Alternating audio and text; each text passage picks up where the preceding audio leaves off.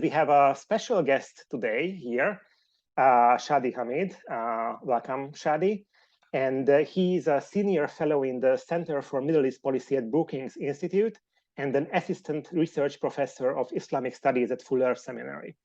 And previously, he served as director of research at the Brookings Doha Center, and he is also a contributing writer at The Atlantic and the vice chair of the Project on Middle East Democracy's board of directors. And he's an author and editor and co-author of numerous books, and I will only mention a couple of them. For example, his first book, The Temptations of Power, Islamists and Illiberal Democracy in a New Middle East, was named the Foreign Affairs Best Book of 2014. And his new book, if I'm not mistaken, is the latest one, is The Problem of Democracy, America, the Middle East, and the Rise of and Fall of an Idea. So welcome, Shadi, and thank you so much for joining us. Yeah, thanks so much, Robert. Glad to be with you all. Thank you. And now I would like to ask you for a short introduction, and I would like to specifically ask you to say a few words about why you are interested in this topic and why you decided to join today's salon. And maybe, well, Anna is the first on my screen, so I would like to ask you first, and then you can pass on the ball.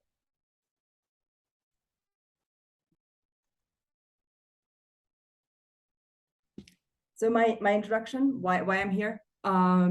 It's really interesting. So Robert and I started talking about this salon series from like a production and editorial point of view, I think in May or April, like around that time. I often feel, I try to read everything that's ever written and appears on the internet within like reasonable and sanity limits. And I often find that, my generation seems to be delighted to talk about political ideas and political ideologies, whether they're discussing politics itself or technology, the markets, et cetera, but actually very few of us have read or deeply understood these ideas or have read like first sources. And I thought, okay, let's try to create a salon series where we actually go deeply into these topics. Like, okay, you're throwing around words like fascism or Marxism. What do these words actually mean? What did they mean in their historical context, and how can we use them correctly today, or if there's even a correct usage? And I was very interested. Of course, like Robert went on to create this series, and the first episode after the intro session is liberalism. And at first I thought, oh, he wants to start light, and then I went into the actual readings and the actual ideas and what types of press liberalism, whether lower or uppercase L, is getting these days. And I thought, okay, no, he actually wants to start with a deep dive. And often, the least conspicuous candidate is the most difficult one. So I'm here to learn more about, this seemingly innocent concept, but I'm also trying to understand what might be the reason for some of those incredibly big passions that are, incited by this word or concept today.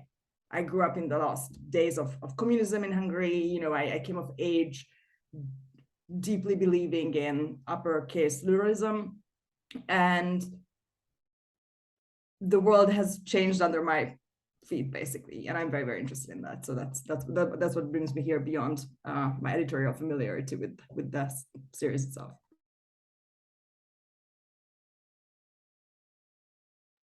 Thank you, Anna. And could you please pass on the ball to someone, to anyone? Sure, Charlie.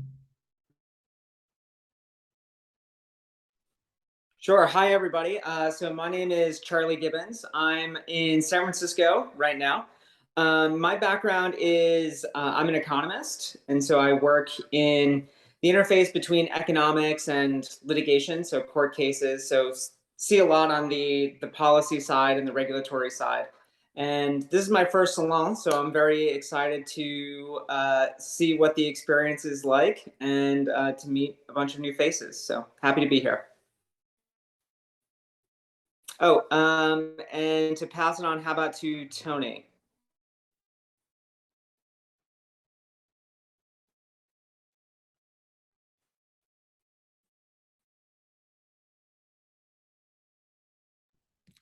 Who's Tony? Do we have a Tony? Did you mean maybe Tom? Tom? I'll assume that's me. Hi there, I'm Tom. I am a cartographer and substacker. I write Fisheye, which is a substack about politics, politics, maps, culture, etc., and sort of how they all interact with each other. And I'm interested in this topic because I was, until a few months ago, the chair of the Neoliberal Steering Committee. You may have seen the Neoliberal Twitter account, and we're the community members that advise them sort of on direction. Let me pass it to Christina.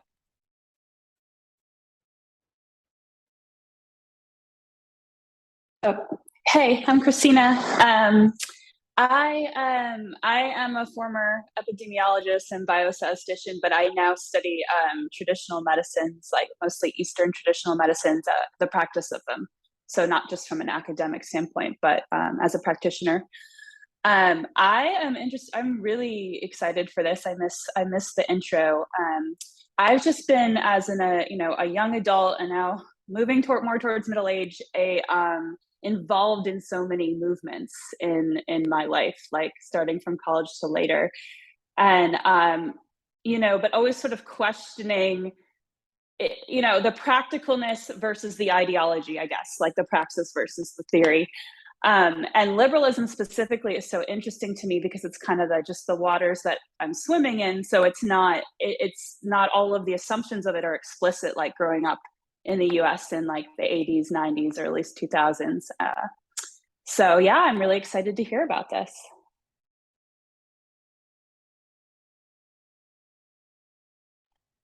Thank you. And could you please pass on the ball to someone? Oh yeah, sorry, Jacob. Cool. Hi. So I'm Jacob. I'm Swiss American. I grew up in the US, but I spent the last 15 years over in Europe. I worked in tech, mostly the hard science-based innovation side of things, commercializing technology from operational points of view, and also in consulting and advisory roles. I've taken the last 6 months off to kind of figure out what I really want to do going forward, because I've been fascinated with tech just from like a problem solving point of view, right? But I'm a big believer in open society, liberalism, and these sorts of things, and all the positive emergent effects that come from these things. One thing being innovation, of course, but I'm becoming more interested in institutions and the things that are maybe threatening open society, and digging into some of these concepts. Also, I'm a bit jet lagged, so please forgive my lack of eloquence. I just came back from the West Coast. I'm here in Amsterdam.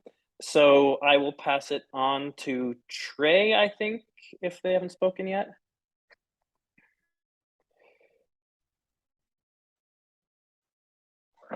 Yes. Sorry, I've been trying to get set up this whole time.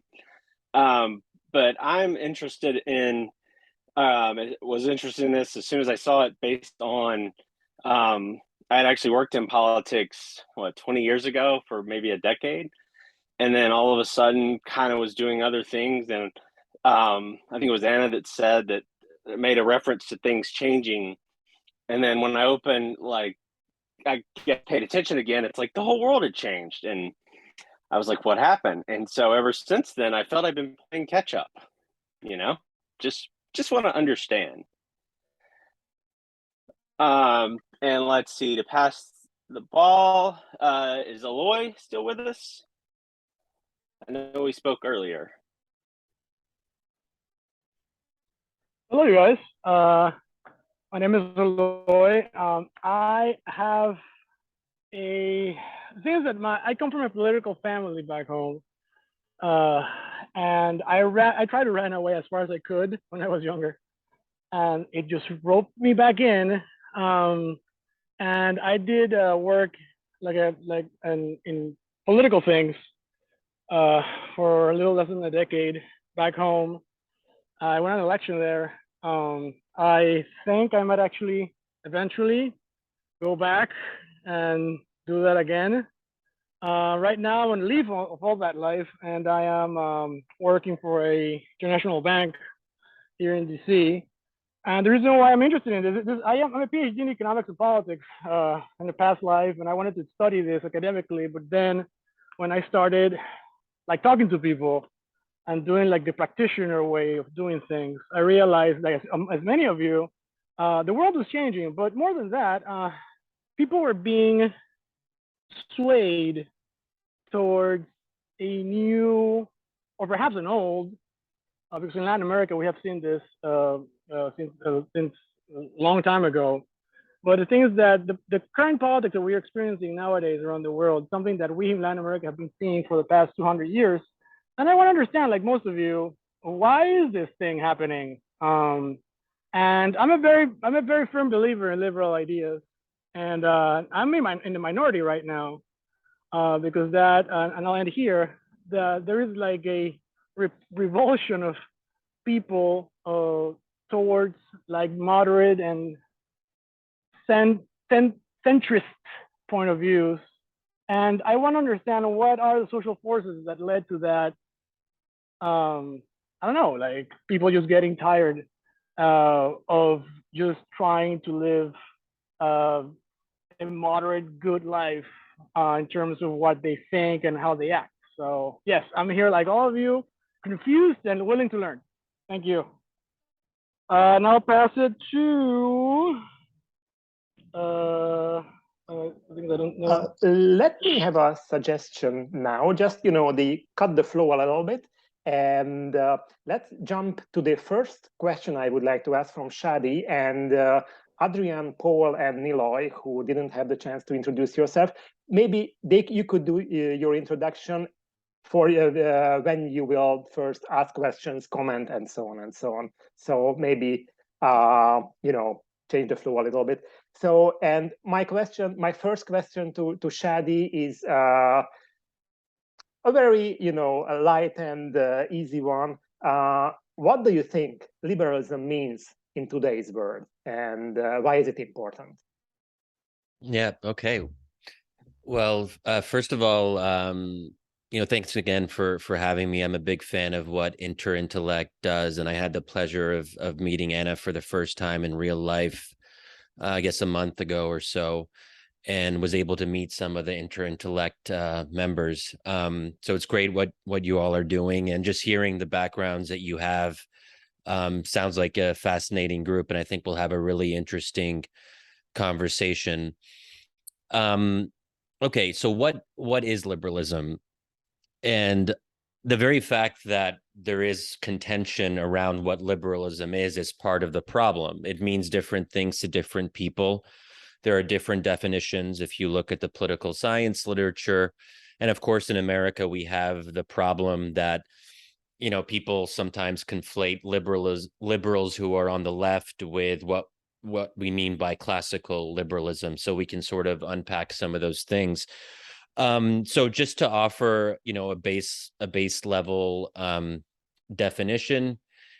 Okay, so I would say that liberalism, at the most basic level, liberalism is the ongoing project to carve out rights, and specifically individual rights.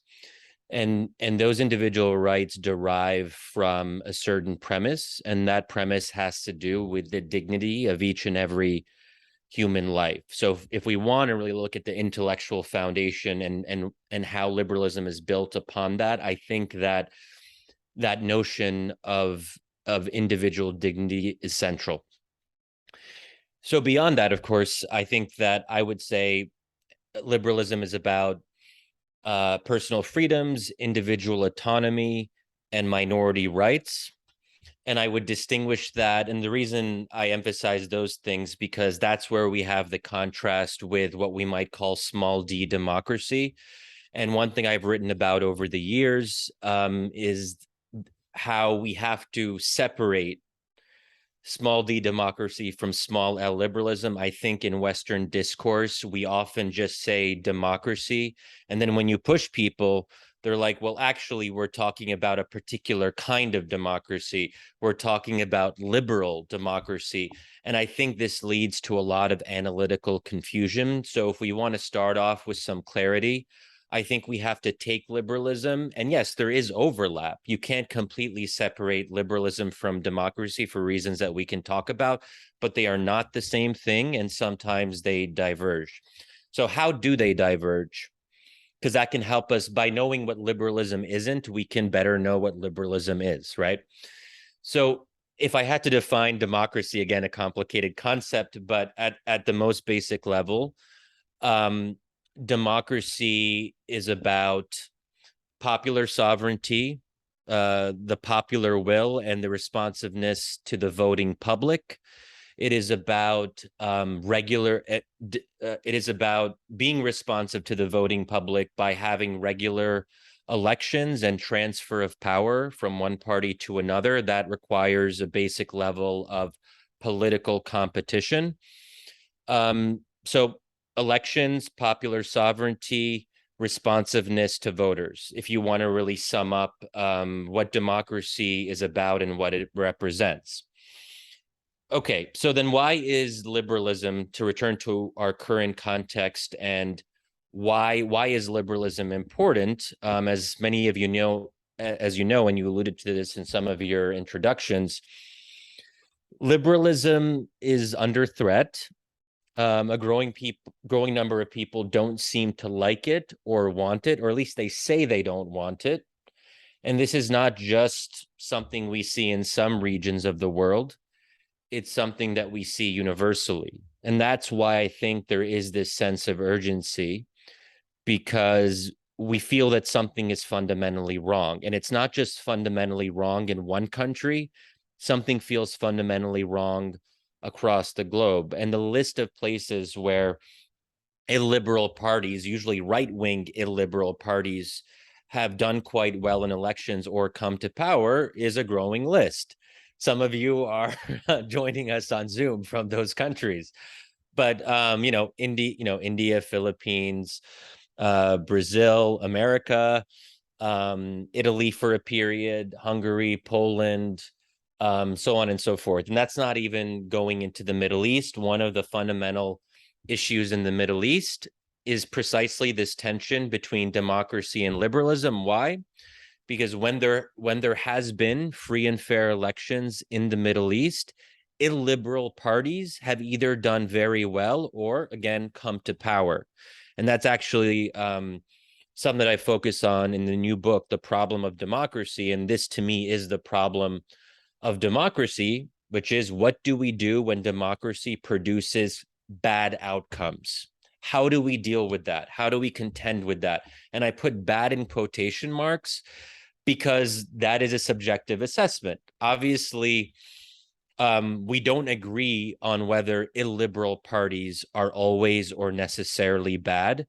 We might not like them, but bad suggests a kind of more totalizing judgment about illiberalism. And that's also something that we should unpack. One thing that I do is I distinguish between political illiberalism and social or cultural illiberalism. So if I had to sum that up, so political illiberalism would be something like passing a law that restricts protests or the ability of people to gather in public spaces, or criminalizing speech against heads of state. These things basically make it harder for the opposition to compete. That's where we have, that's where it starts to affect the health of democracy. Social, cultural, or religious illiberalism is about things that Islamizing the state curriculum or Christianizing it, the educational curriculum. It could be about restrictions on alcohol consumption. It could be about sex segregation at certain levels of public schooling. It could be about neonatalist policies that encourage citizens to have 3 or more children. It could be, the list goes on, but that's the basic idea. So another example, a more extreme example, is if you had a democratically elected parliament that passed a law that this is an extreme example, which very few parties actually advocate, but just to give an example, of cutting off the hands of thieves and, you know, for that sort of thing. That would not limit political participation. It could be bad, it could be cruel, but it's a different category than restricting the right to participate or restricting the ability to protest your government. And we can talk more about those distinctions and where to draw the line and so forth. And last thing I'll just say, and obviously I'm putting a lot out there in the table, and some of these are provocations to encourage conversation. Just to say a little bit about myself and how I come at these issues. I personally self-define as a classical liberal, but one who is quite critical of what liberalism has become. I also, and we can talk about, again, also what liberalism has become in a moment, but for me, I would say I also recognize that my belief in classical liberalism is contingent on my personal environment. I was born and raised in the US. I was inculcated in liberal values. If I had been born and raised in Egypt, where my parents immigrated from, or other places, India, Hungary, and so forth, I have no reason to assume that I would necessarily believe in liberalism the way that I do here in the United States. I'm a product of my environment. So when Egyptians or Tunisians vote for Islamist parties that are illiberal, I'm trying to suspend my own personal biases as a liberal, and I'm not trying to go and say, you have to be liberal, and if you vote for parties that are not liberal, you therefore do not deserve democracy, or you are not ready for democracy. I think that's a dangerous path to go on, because it basically blames people for exercising their right to vote for whoever they wish. And again, we return to the definition of small d democracy. It's about responsiveness to voters. Voters have to be somehow represented. Governments have to reflect the voting public. So if 40% of the population is Islamist or Islamist leaning, whatever that means, we would expect that the government, if it's elected, would reflect those preferences of the population to some degree. So that just is a little bit about how I get at it. And final thing, just to clarify what I said about what liberalism has become. This is part of a debate right now. And actually, we just had Francis Fukuyama on our podcast. I co-host a podcast called Wisdom of Crowds. It just came out yesterday, actually. And we had a conversation, you can find it on your whatever podcast platform you use.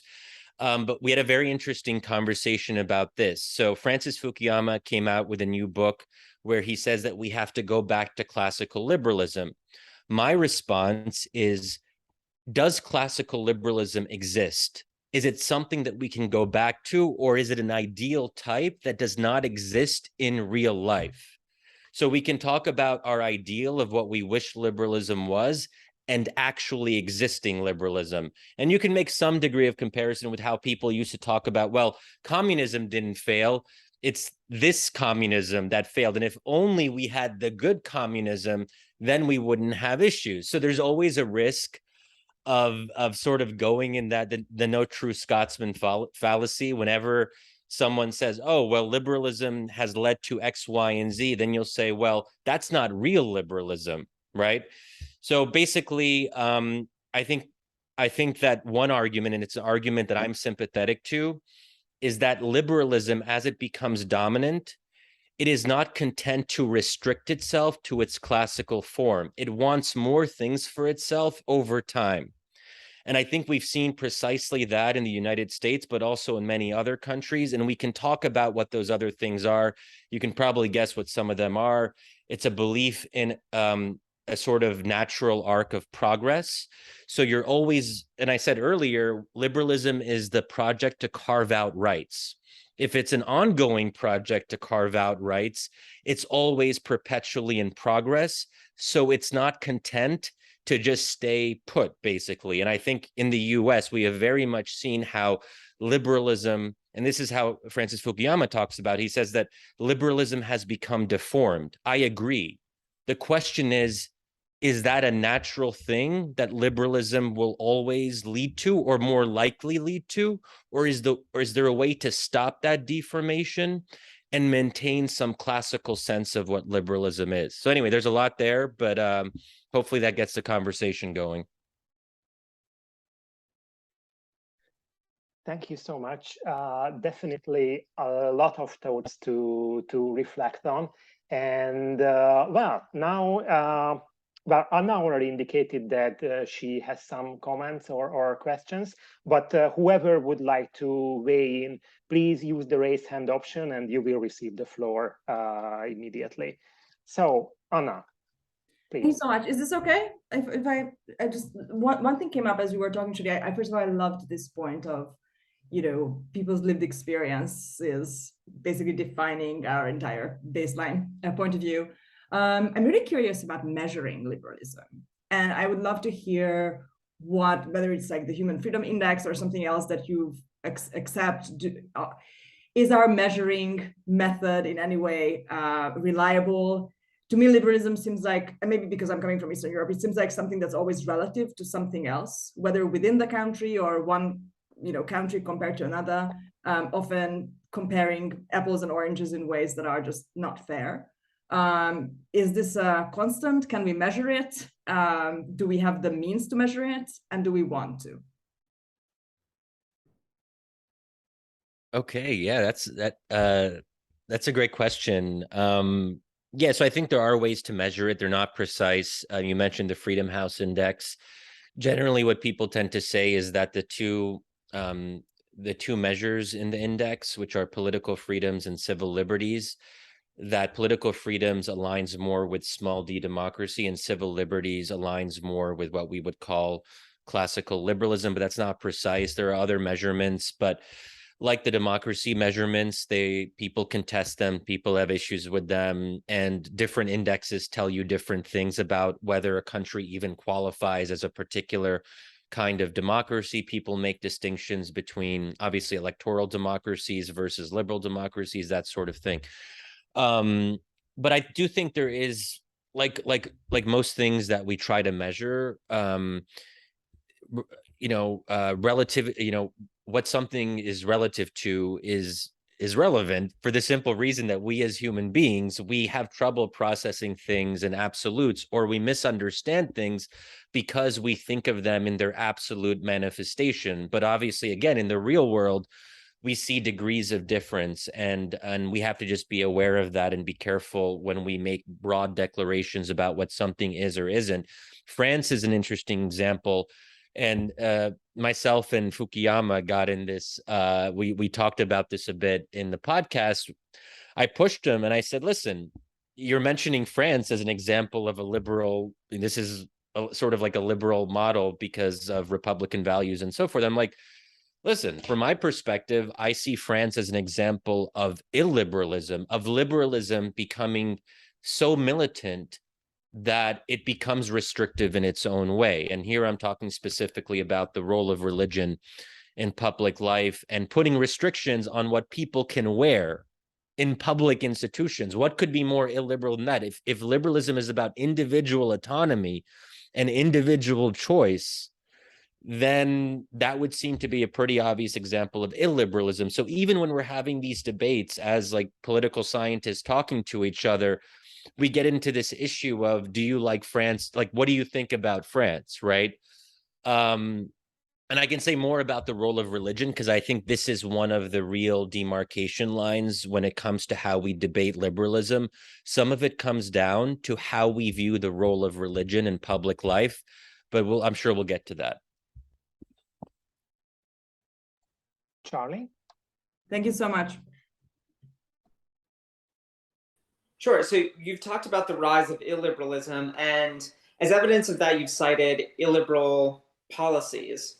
But I'm wondering whether you think that there's also been a rise of illiberal rhetoric, because it seems to me a lot of the parties and politicians who might be advocating those policies are still saying that we are for freedom and liberty and all of those sorts of things. And so what should we make of parties and politicians who say they support freedom, liberty, whatever it might be, as kind of endorsing the entire liberal idea, and that's kind of in the ether in a lot of places now, in juxtaposition to going on to support illiberal policies? Yeah, so Okay, so part of the problem is that even ostensibly liberal parties engage in illiberal rhetoric. Not to attack my own side too much, I'm still a Democrat. I almost always vote for Democrats, even though I think the party sucks in some ways, but we don't have to get into that right now. But, you choose, again, it's relative. I have to pick, I have two parties. I don't like either of them, but, one I think is preferable to the other. But so I think that if we look at how a growing number of Democrats, how they've engaged in what we might call wokeness, and I don't want to necessarily open up too much of a can of worms on what that is. Let's just say hyper wokeness, the extreme examples of it. More and more Democrats on the local, state, and national are engaging in certain kinds of rhetoric, which I would consider to be exclusionary, illiberal, focusing on certain identities that people can change. So sort of reifying, let's say, racial or cultural identities in a way that I think is illiberal. Examples of cancel culture, I think it's real. People can debate how bad it is, but the fact that we have a lot of liberals on campus, so-called liberals on campus, who support illiberal speech codes on their campuses, and there's been a lot of interesting work done on the extent of those speech codes. So that's just something that is available for public consumption. So I think that to me is an example of people who are otherwise considered in the American context to be defenders of liberalism against the fascist threat of Trump, engaging in their own illiberal rhetoric. Even if they don't really believe it, they're kind of going along with it, right? But here's the thing, do people have a right to be illiberal? I'm not necessarily coming here and saying that Democrats need to be liberal in the American political system. I just think we have to be honest that when push comes to shove, liberalism is not a natural inclination. So I don't believe it is our natural state. So in some sense, I think what we're seeing now throughout the world is a return to who we are. Now, you can say who we are is bad and that we should make sure institutions and states are strong enough to push people to stay liberal, which is fine. That's an argument. And actually, that's how liberalism developed in the Western world, through institutions, through elite pressure. The masses were generally seen in the 18th, 19th, going into the 20th century as dangerous. They were still too pious. They were too socialist. They were too whatever. Then you have liberal elites who found ways to constrain that illiberalism. And it worked for a long time in the Western world. Now, I think it's becoming, we're seeing how it's unraveling.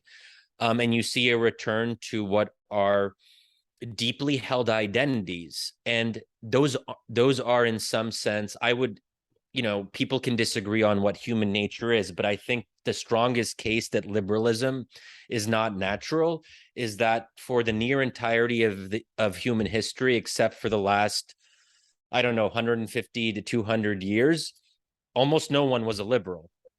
So clearly, if it was our natural state as human beings, then there would have been more evidence of it throughout human history. And we're talking about a lot of years and a pretty large sample size there. So I think in that sense, if we look at it from a broader historical perspective, liberalism is not our natural state. So the question is, how do we contend with that reality? So we see this illiberal rhetoric, and in some sense, it's first appealing to voters. If voters are becoming increasingly illiberal, then naturally people who are running for office are going to want to, meet the median voter where the median voter is. And we see this, for example, with ostensibly liberal parties in the Middle East, when you've had elections and during the Arab Spring. These are parties that basically, there are examples of liberal parties that supported Sharia ordinances on the local level in any number of countries. And the two most really interesting examples are Malaysia and Indonesia, because they've had longer experiences of democracy in Muslim majority contexts. You have secular parties that implemented Islamic law, and very specific ones on the local level. Why? Because if they wanted to win in conservative regions, they had to speak that language. They had to support things that the broad population in this particular area supported.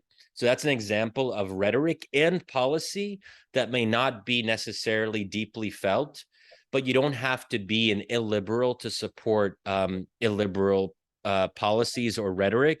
Or to say it differently, no one is completely liberal, and everyone sort of indulges in illiberal rhetoric or policy depending on their particular context.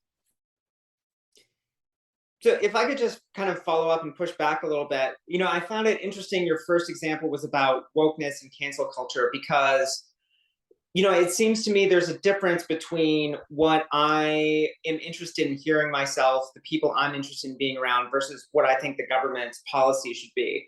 And, we're not living in a world where Democrats are saying the United States should exile Donald Trump. We're living in a world where Democrats are saying Facebook and Twitter should exile Donald Trump. And it strikes me as that private behavior is entirely consistent with liberalism. And it would be turning to government to enforce those actions that would be illiberal. Okay, so yeah, so you can look at liberalism from the standpoint of the state, and that would be a particular category. But I think that when we talk about liberal values and liberal ideas, or illiberal values and illiberal ideas, we're not just talking about people who have the levers of state power. I mean, we talk about illiberal parties who are in the opposition, who promote their views on the local level. They have schools, they have hospitals. I'm thinking here about the Middle East, how groups like the Muslim Brotherhood are almost never in power, but on the local level, they can make society more illiberal or more Islamized without state power, right? And I think that in the case of the US, part of the issue is that you have a set of elites that are so culturally dominant. I don't want to overstate this, but I think I'm on strong ground, at least mentioning some aspect of this, that when the entire public discourse, or close to the entirety of the mainstream public discourse, is left leaning or liberal left, if we're using liberal in the more modern American sense, then that creates an environment that is not necessarily conducive to the free expression of ideas. It's not necessarily coercive in the sense that someone is forcing you to do something. But if we're talking about campuses, then you're talking about coercive authority on the campus level that is preventing people from saying things, or penalizing them for saying things, or not saying things for that matter. And I think that falls under the rubric of what we're talking about. Again, it's not the state, but it affects people's lives, right? But even on the state level, if we're talking about religious restrictions, so there's a lot of debate around religious freedom, religious liberty, and how certain institutions are compelled to go against their religious convictions on issues of gay marriage, on issues of providing contraception through healthcare insurance plans. These are things that are actually a result of state coercion. Now, we might say that it's entirely justified because we think it's good that anyone who wants contraception from their medical plan, if they're working for whatever institution and they can't discriminate or whatever, debates around. So these are debates that I think straddle this kind of blurry line between coercion and public pressure. But if they restrict individual autonomy, if they constrain individual choice, if they constrain individual freedom, those are all things that make society less liberal.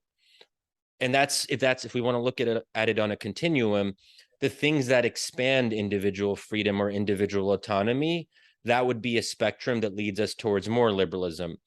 So that's sort of how I would respond to that. But I take your point. I'm not a fan of the view that a lot of conservatives in the US put forward now, that America is basically the regime, the cathedral, an authoritarian state. That's absurd. Having lived under in a number of authoritarian countries, the US is still an incredibly successful and amazing democracy for all of its faults.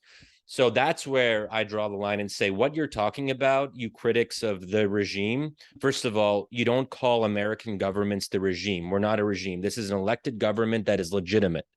So that's where I get like pretty worked up. But I am willing to acknowledge some of the maybe less significant claims, but still important claims about public pressure. And we can talk about tech influence, and if Facebook and Twitter are the only public marketplaces that, or one of the only ones that are influential, and you're restricted, that does affect what you're able to express, so on and so forth.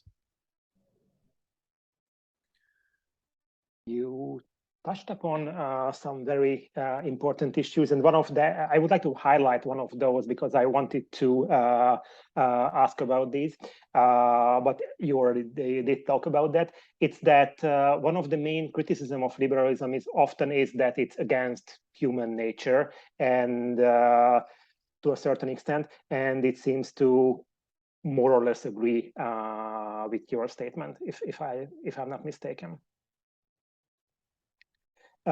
Christina, you had your hands up, and I don't know whether you still have your question or comment.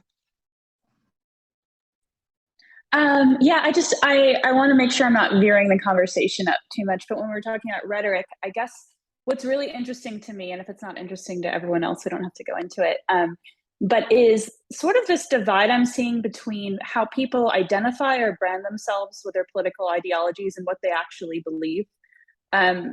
Like I'm seeing a tendency towards people like illiberalism or more extreme ideologies being popular as a way to self-identify. But if you get down to what people are really, what people really want or care about, it actually doesn't seem to veer that far. So like, for example, like I have a number of friends who are Marxists, and a lot of them spend most of their free time organizing and fighting for like single payer healthcare, which is not really like a Marxist endeavor. It's just that would be like a change to capitalism, right? Like that, there are liberal like social democracies that have single payer healthcare that aren't communist states. So like, I guess that just gets me thinking that like, is there this gap between what people actually want and what their values like actually are in terms of liberalism versus like what they want to be perceived by others as and their identity, and like kind of an edginess to their identity. Yeah, so I love that question. It is really relevant because I know people precisely like that. And I wonder, like, are you really a Marxist? Even for people who self-describe as socialists, I think to myself, okay, Bernie uses democratic socialist, but actually what he's talking about is Denmark. And he has explicitly said that for him, socialism is Denmark. So are people actual socialists in the way the word has historically been understood? Are people Marxists in the way, and there's less complication. To be a Marxist is a more specific thing, I think. And I think when push comes to shove, like do you want a dictatorship of the proletariat or something akin to that, or comparable to that, or that is inspired by that? The people who I know who occasionally self-define as sort of like Marxist are going to kind of be like, no, we don't mean that. That's not what we're talking about. So here, part of the problem is that do people have the courage of their convictions? I've gotten into this annoying Twitter debate. Some of you may have seen it if you're very online. People have been attacking me because of my pushback on the word fascism. I was critical of what Joe Biden said, where he basically implied that anyone who supports MAGAism is supporting fascism or semi-fascism, as he put it. I don't love the idea of potentially putting tens of millions of Americans under the category of fascism, whether it's semi or full, because once we start using language like that, then we have to ask ourselves a number of other questions. If you really think that someone is a fascist, it requires you to take another step, because that's no small matter. If a party is primarily made up of fascists, i.e. the Republican Party, if it's led by a fascist, i.e. Donald Trump, then that requires you to take political action. And it has specific political implications. So not to go into it too much, but if you believe that your opponents are fascist, then it can justify a state of exception, if you will. It can justify extraordinary measures because you're dealing with an exceptional threat. So that's why I think words should be taken seriously. That's why I think most people don't actually believe that 50 million Americans are fascists. The people who say that they're Marxists in America probably aren't actual Marxists. And there's an interesting phrase that Joan Didion came up with decades ago, dream politic. And a number of people have sort of developed this idea that there are parallel realms of political action in the current world that we live in. And you have a lot of people who are coming up with extreme views, but they're operating in a dream world that doesn't necessarily infringe on what we might call real politics. Now, the fear is always if what we call dream politic will start to merge with real politic. It hasn't happened yet, and I tend to think that most people, they have their crazy ideas, but they're not willing to act on them. And we sort of know this because how many people showed up at the Capitol? It was a pretty small number of people. So you have 74 million Trump voters, a couple hundred actually were around the Capitol. That tells me something really important, that most people who believe the election was stolen from Donald Trump don't have the courage of their convictions, because if you really thought the election was stolen, that would mean the end of American democracy as we know it. If you really thought it was the end of American democracy as you and we know it, then you would take action, possibly even action that would be extra legal. That's generally what people do when democracy ends. They take extra legal action in some way, or some people do. We haven't seen that yet in the US at any mass level. So that, I guess, that's the general way I would answer it. We have to always be careful. And I think it's worth asking whether people who self-identify a certain way are actually willing to follow up on those beliefs to their logical conclusion. And anyone who says that they're a Marxist, or no one says they're a fascist, obviously, but if anyone says, I believe in that the election was stolen, then you follow up with them and you say, okay, well, let's play that out. If you really believe that X, Y, and Z.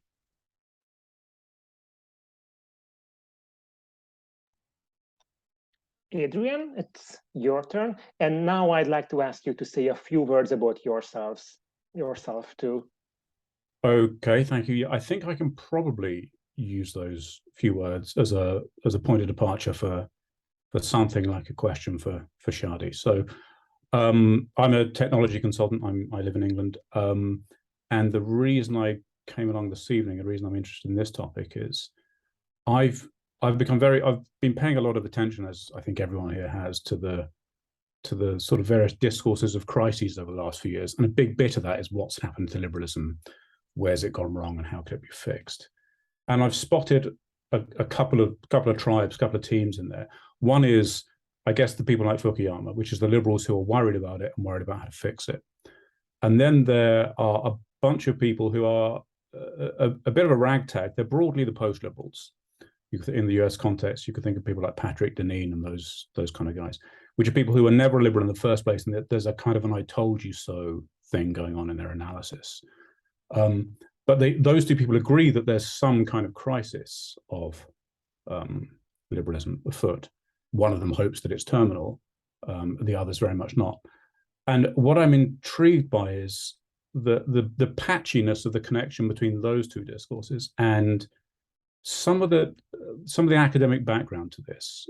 So that, and again, this falls, as far as I can see, into two bits. One is there is the kind of genealogy, the intellectual history of liberalism, where it comes from, the various influences, and its particular history.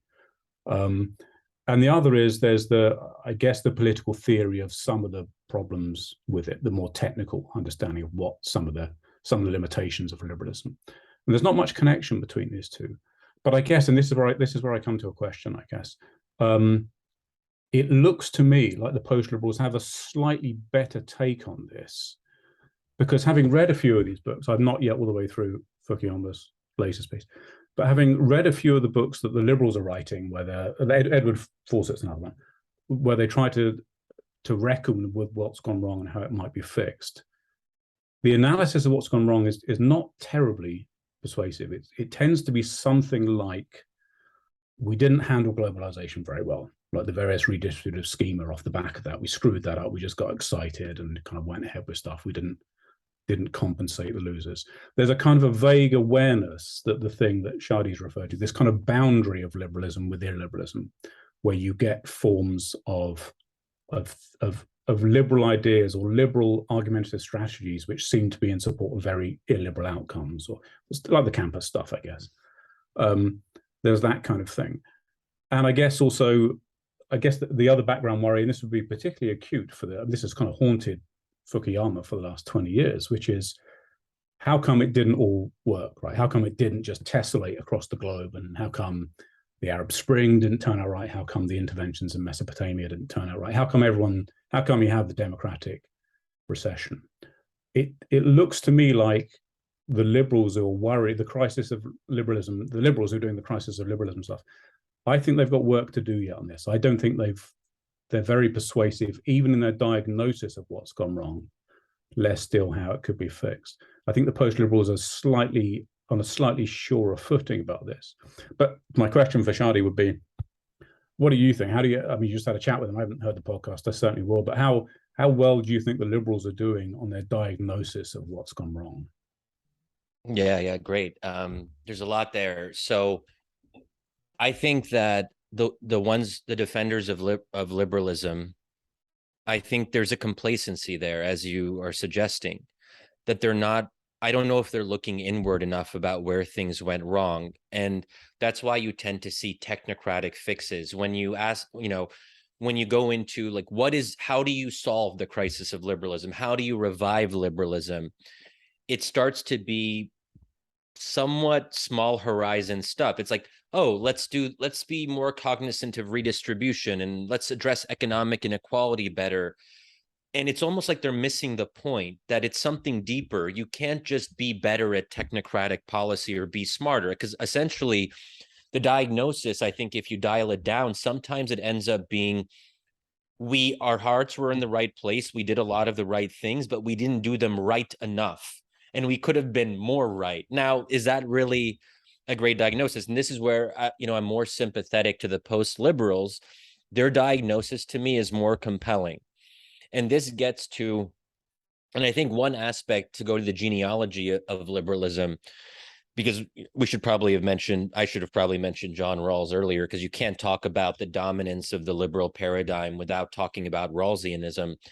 But this is where I think the post-liberals are on very strong ground when they say that liberalism, part of its problem, it pretends to be neutral when it's really not. And that's almost, in a sense, what makes it more frustrating, they would say insidious, is it becomes harder to fight liberalism because the people who believe in it do not acknowledge that it's an ideology. They're always taking on the pretense of neutrality, that they are above politics or above ideology, right? But if you look at how Rawls talks about liberalism, and just to give one example, the idea of comprehensive doctrines is very important to Rawls. So he says that people who have comprehensive doctrines, they don't have to give them up. Comprehensive doctrines would be like more, worldviews that are more total, like so religious worldviews. So, some Muslims, Orthodox Jews, some Christian evangelicals would have comprehensive doctrines. But he says that they basically can believe whatever they want in private. Once they enter into the public sphere, they need to justify their policy preferences with resort to secular explanations. So they can't justify their religious beliefs or policy preferences publicly with religious justifications. They have to engage in the secular public sphere using secular arguments. It's an oversimplification, but I think that gets at the gist of the Rawlsian approach.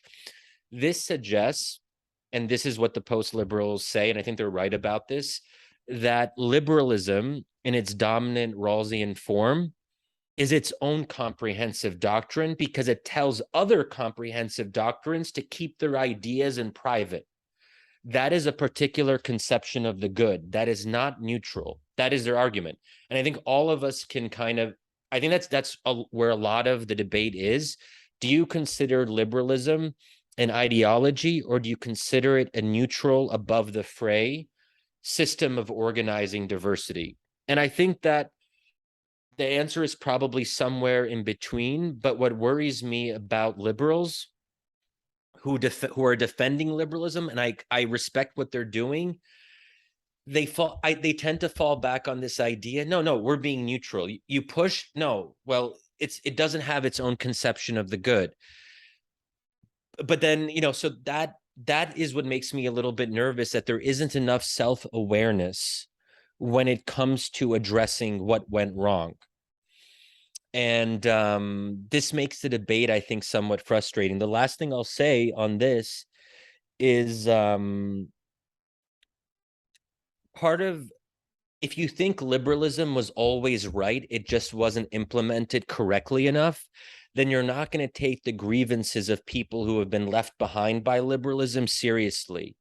And this is the issue when I see my fellow compatriots on the liberal left saying that 50 million Americans are fascist, or that 74 million Trump voters are in effect racist. What they're telling me is they don't understand how we got to this point. There's a reason that Donald Trump was elected.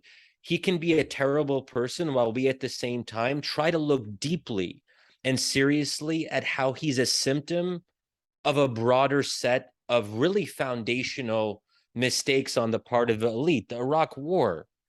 There's the financial recession. These are not just mistakes, they are fundamental blunders, and then no one takes responsibility. If we're talking about, these are the classic. So there used to be a time when both Democrats and Republicans were basically considered within the liberal tradition. So this bipartisan consensus, what did it lead to? And Europeans have their own grievances about the EU. It's not really for me to go into all that. But if they don't understand where we went wrong and how we got to this point and why people are angry, why people are frustrated, the epidemic of loneliness, something like, there's all these things that contribute to a sense that something is fundamentally wrong with where we are right now. And liberals can't rise to the occasion of addressing the depth of the crisis that we're in. That's what I would say about it. At some level, liberals believe that history ended. They believe that liberalism is the answer. So when you ask them to come up with new answers, they can't give you them because they don't believe there are new answers or really even new questions. They believe that all these things were already resolved. Thank you. That's great. Yeah. I'm going to ask you later why you're still a liberal, but let's save that for later. Okay.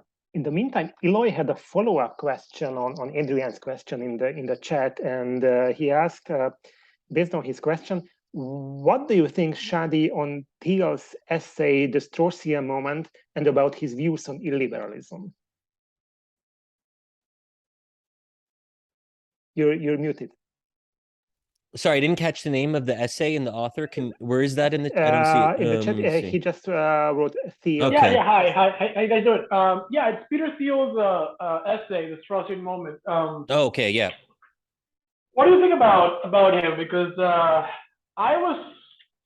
for a tech guy, I was struck by the careful construction of the argument based on how you were saying, right? The whole point of liberalism was based on the notion of reasonableness and moderation. Basically, he extracts the point of Locke on how liberalism tried to position itself as a doctrine that appealed to reason, right? And in doing so, it diluted you could say the intensity of preferences of citizens, right? And that's what you're talking about. Like in terms of if liberalism becomes activist by itself or by its opponents, it weakens, right? And he pretty much my interpretation of the essay is that he pretty much bases the whole trajectory of liberalism as this was bound to happen, right? And well, you can actually put him in the bin of like people that saying that liberalism was a project that was doomed to fail. But the thing is that coming from a person that actually is from tech, and is actually it actually has a very interesting worldview, to say the least, about what the alternatives are. I would like to hear your thoughts on how that view of the world informs his political activism and the way that how technology shapes his role. Because actually, and I like this point, there was a Ben Thompson essay on Fukuyama actually, and he talked about how technology became the pinnacle of what Fukuyama argued the struggle for recognition, right, at the end of history, and how he linked that to like how people in Instagram or TikTok are like the recognition that people desire through political mechanisms is being achieved through technological means, right? And that actually links up to the point of you were saying about dream politics, right? People are like imagining themselves in these labels, right? Because they're acting out most of their lives through this sort of like social media, and the social media is actually giving them a sense of identity, and is becoming their way of presenting themselves to the world, more not like an activist, but more like a spectacle, to use like Lyotard's like long gone definition of how you actually present yourself. Like use a spectacle about how you act as an individual. And I would like to hear your thoughts on that, because I would say that technology has a big role in how we are changing our labels, political labels. Yeah. Okay. So I think your emphasis on reason is really important, because that's at the heart, that again, like a lot of other things, is sort of gets us closer to the heart of the current debate. And I think this is where Peter Thiel is coming from. Although I will confess, I have not read the essay that you're referring to, the Straussian moment. I have read other people who have written about reading it, and I guess that's how a lot of people like find out about arguments. They don't read the primary source, but it is a reminder for me to actually finally read that. Although I am familiar with Peter Thiel's thinking on some of these issues from other things he's said and written. But so again, when we talk about reason, this is Rawls by the numbers. So John, Rawls talks about public reason. And basically public reason is sort of what I referred to earlier, that when you enter the public sphere, there's an expectation of reasonableness. So he says there is pluralism, but the pluralism must be reasonable pluralism. And that's the rub. And that, I think, is the Achilles heel of Rawls. If, I had to focus on one major weakness, because who decides what's reasonable? Who makes that determination what reasonable pluralism is? It's liberals who think that they're the most reasonable, because they also hold reason in higher esteem. But reason itself can be distorting. Reason isn't everything. There's some people who prioritize revelation over reason. There's a whole debate within religious traditions about to what extent reason brings us to the truth, and the inherent limitations of reason because of the inherent limitations of the human mind. Anyway, but I think that's some of the background as to why this word reason is actually really important in the debate. What worries me about Peter Thiel, and where I find him, this is where I find the post-liberals frightening, just to kind of, I said some nice things about them earlier. Now for some criticism, I don't know if they're committed to small d democracy. And that makes me really nervous, because then all bets are off. Peter Thiel has been explicit about this, that he has, he doesn't necessarily think democracy is the best form of government. He doesn't think that's necessarily how we should organize our social and political life in his ideal. Now, that's a position that a growing number of people have. But then I would ask, how do we resolve political divisions if we don't have a democratic process with which to litigate our differences, then all we have left is the will to power. All we have is coercion and domination. All we have is one side defeating the other. And that's why I always fall back on democracy as the way we deal with this crisis. Because if we can't respect democratic outcomes that are not to our liking, then we have nothing to stand on. But that's a little, it's a little bit of a different debate. But I think that for me is one of my concerns when post-liberalism isn't willing to work within the existing confines of the democratic process.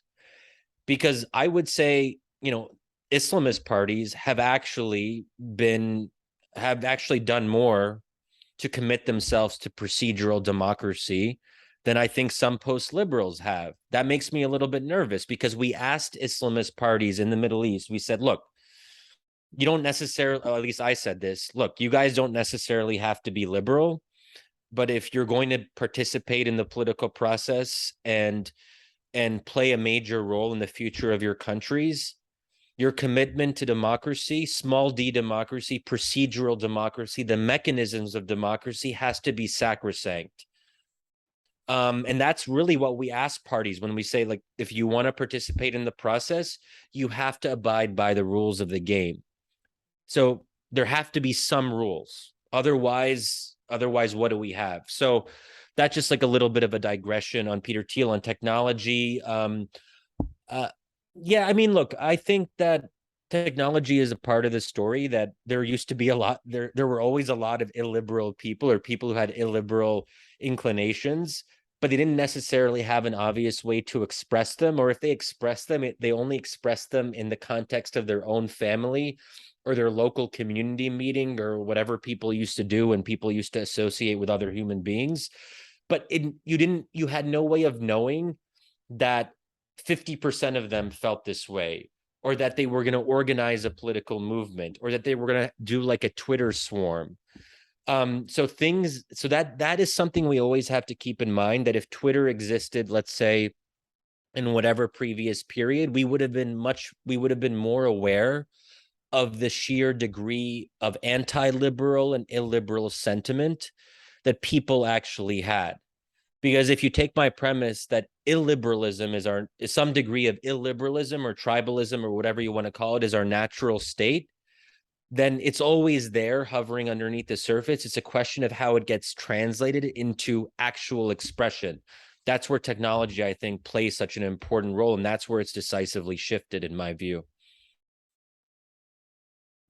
But the Thiel worldview is that the thing that should replace liberalism is Peter Thiel being in charge. Like, when you dig down to it, it's him and his friends and people that he likes are the enlightened leadership that should replace liberalism. And like, when you think about something that isn't small d democracy, you're always thinking of if you are on top of the pile, you don't think of yourself as the person getting told what to do at the bottom of the pile. So, I mean, a lot of the conception is always, well, I will be on top. And the flip side is, no, you won't. Looking at the history of revolution throughout the world.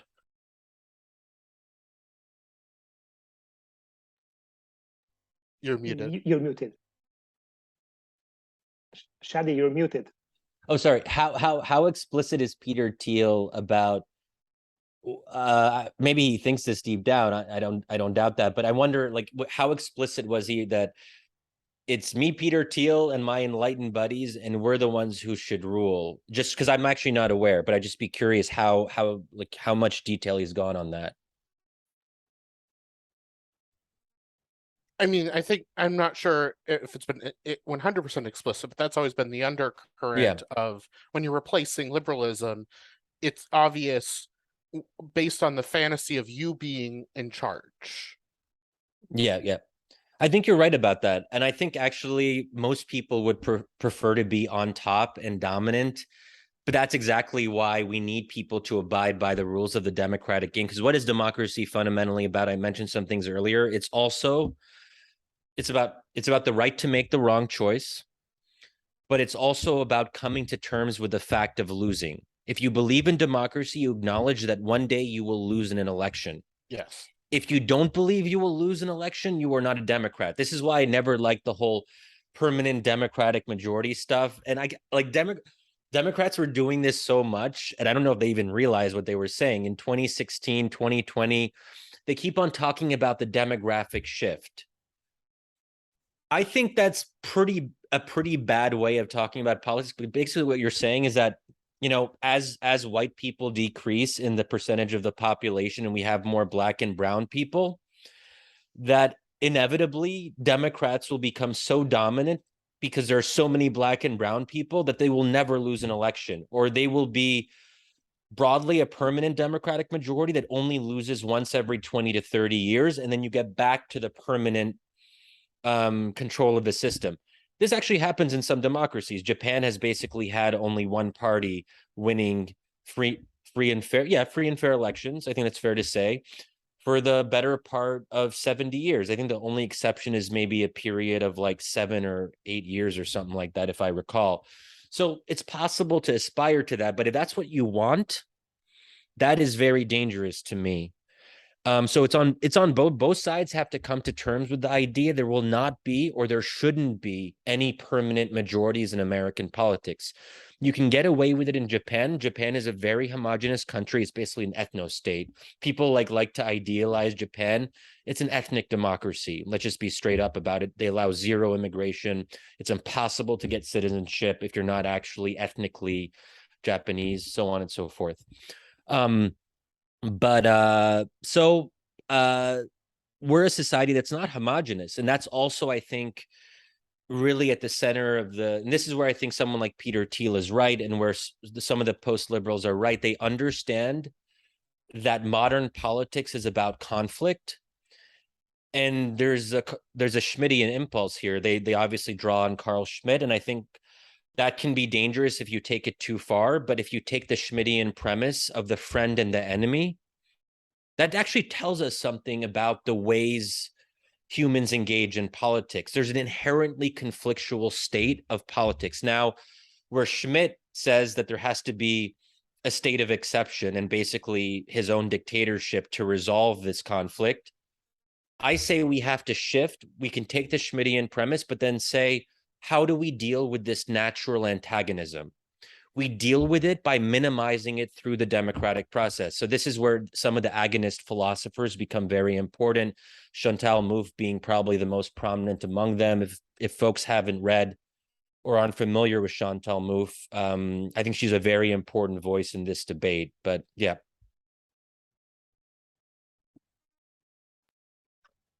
Paul, you also had a question or comment? Yeah, hi. Yeah. May I also ask you to start with a short introduction, please?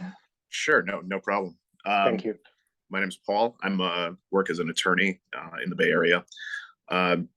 Earlier in life, I did do some work in politics for several years. So I think some of the interest comes out of that. And of course, you know, generally with what's going on currently, I think another thread is also, you know, in college and someone in law school did a fair amount of study and reading of, you know, both political history going back to kind of, you know, 19th century liberalism, political social thought, read a lot of Isaiah Berlin back in those days. But I guess my hand was kind of up on one of the earlier threads we were discussing, just kind of talking about, if it's okay if we go back to that,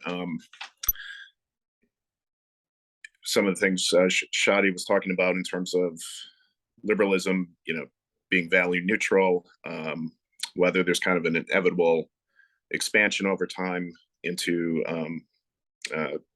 certain realms that kind of, in some sense, undermines or deforms liberalism. I was wondering if we could kind of like talk about the role that intermediating institutions or groups play, and kind of interested in, you know, to what extent, you know, we've seen a lot of change over time in the society. I think, you know, some of the thinking in terms of where that came from was because of maybe economic or technological changes. I mean, going back even to the whole, Robert Putnam bowling alone story, but I mean, there's a number of ideas behind that in terms of wealth leading people to not be as tied to other people. Obviously, television and then computer internet technology kind of leading to atomization. To what extent are some of those developments, I mean, do we see those as just kind of independent factors that are kind of shaping the society that then leads to a world in which people maybe don't have as much kind of interaction with other people in terms of institutions that are somewhere between the individual and the state, and kind of work as a way for people to live kind of alternative lives within the broader society, or is this story just because of liberalism itself and the kind of the natural evolution, like we're talking, that it is not value neutral, and you have the kind of the impulse to kind of spread a common sense of the one true way to live throughout all of society. I mean, obviously we're in the world we're in, so we can't talk about how would liberalism be functioning if people still were in kind of communities and groups where they maybe could have kind of some sort of resistance to kind of this this kind of spread. And I guess that gets to, sorry, I'll wrap this up quick, but just when we're talking about the promotion of liberalism, for being based on the individual, it seems like a lot of the concerns that people are having these days and where they're seeing illiberalism coming from, say, the woke or in some other realms, is because it's almost that, do you need to have, I guess, groups within society that are within them, the individual doesn't have as much power, but then that kind of perverts, leads to a diversity of kind of lifestyles and patterns of thoughts. And, some of that is the religious groups. Are they free to exist on their own with a kind of a different approach and different answers to life from the overwhelming paradigm? In which case you're saying that's not individualistic, but at the point you kind of push everything to be just the individuals being the same, then people seem to feel that that is illiberal as well, if that makes any sense. Yeah. I think you're getting at something really, this is how I would put it. I mean, at some level, liberalism is both too much and too little.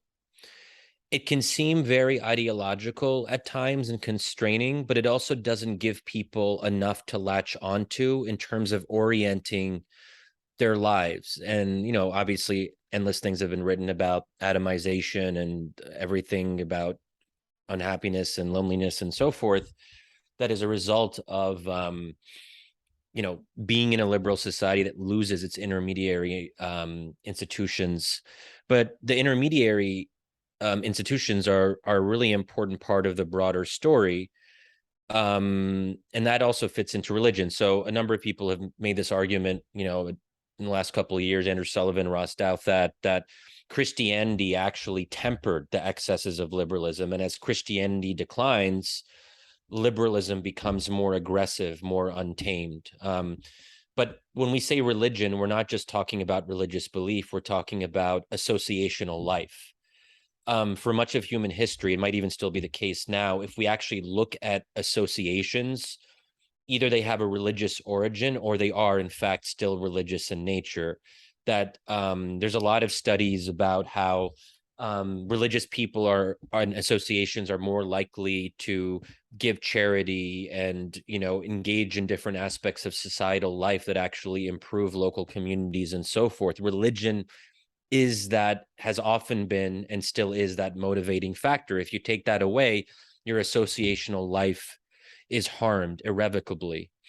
So I think that is it's part of the story. But I'll just say, I think I really feel this in my own life, even I'm here in DC. I don't really have an associational life in the way that we used to talk about it in political science, or before I was alive. where you talk about like Rotary clubs and these, like, I don't even know what these things are. I can't even imagine what that used to be like. I have my close friends. I have my work and my writing, and I have my family, and I care about them a lot. But like, I think I probably, there's probably things that I'm forgetting. I have a reading group and I participate in salons here in DC, but it's mostly intellectual. But I don't like go and meet new people at the local club. I don't even participate in local politics because I live in DC, but I'm not a DC native. I'm in this weird in-between space where I'm from Pennsylvania, and that's where I used to be more involved in politics and voting. Now I'm in DC. And do I vote here? Do I participate? Anyway, this is just to make a broader point that I think for a lot of us, if we look at our own lives, we can see the lack of associational life. This is a big problem. And technology, I think, is part of that story. What do you do about that? Once something is undone, you can't really redo it. So people can say, well, let's try to address these excesses of liberalism. Let's go back to the way things were. But there's no actual way to go back to the way things were. Last point, I know Anna wants to jump in. I would say questions, I think a lot of this, and I've mentioned this word a couple times, happiness.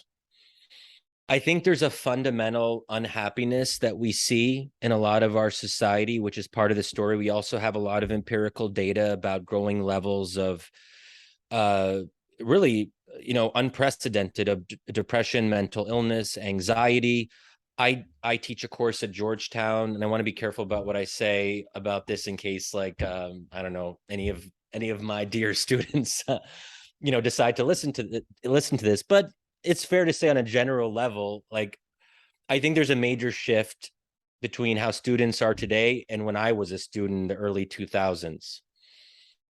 The coddling of the American mind, I think, gets at a lot of this. There is something that seems very wrong. And okay, so we'll cut this. Okay, then I can be more honest We'll about. definitely not cut this. No, we can if you want. No, it's fine. But you get my point, basically. You're among friends. Yeah. So, I mean, why are we unhappy? Why we have so much of what we want? We're like 2022 is so much better in a lot of metrics than any previous period. But why don't we feel that way? And part of it is, like, political scientists have also talked about the gap between want formation and want satisfaction. And this gets at a lot of what drives revolutionary movements and anger and grievance. If you're aware of what you can't have because you see so much possibility around you, that is a fundamental driver of unhappiness. And again, a lot of empirical studies on the paradox of choice. We have unlimited choice, and that has not made us happier. It's made us more angry. It's made us more frustrated. Our lives feel less meaningful. But Anna, feel free to jump in. Thank you so much. Sorry for cutting the line. And actually, I think Peter Thiel's ideology contains this very idea, and probably these two ideas are connected, and that democracy is very difficult in an era filled with the Nietzschean ressentiment, when everybody, sees what everybody else has. It's really, really interesting. When I was a kid, I would learn about the big revolutions in Europe, and I always asked my parents, like, why is there no revolution in America all the time? And my dad said something really interesting. He said, like, America is big. You don't like it somewhere, you can up and leave. And I find it really interesting that social media and how things are laid out in the American discourse these days made it shrink. You can no longer really go anywhere in America if you don't like it somewhere. It's kind of the same. It's kind of the same everywhere. So just a little note. And another one, maybe it might be interesting for the group here. A couple of weeks ago, I was in New York City, in Manhattan, and they invited me to speak at this absolutely larger than life organization called the Golden Door Society. And I'm sitting on this incredible rooftop arrangement overlooking this beautiful city with these absolutely fantastic women from technology, science, politics. I was like, what am I doing here? The kind of Radiohead song playing in your head. And the first thing that came to mind looking around the room or the roof was that in like 50 years ago, or 60 years ago even, every single one of us here would be in some ways politically active. Like you could not be an educated woman in your 30s in America in 1962 to not be part of some kind of charitable organization, some kind of local political group, supporting your husband, your kids, whatever was the equivalent at the time, or a couple of years later be a full-blown feminist. And how weird it was to basically sit there with the creme de la creme, and nobody had a political life. Your political life is RTs are not endorsement. That's your political life as an educated woman in the most eventful city in the world in 2022. And we were trying to figure out like what happened. Is it that our college years were not encouraging of this? Is it that activism had become so extremist that people who identified as kind of midway in one way or another could not identify with any of them? I come from the school that believes that politics equals participants. So if more and more participants feel that the politics doesn't represent them, that means that that's no longer the politics.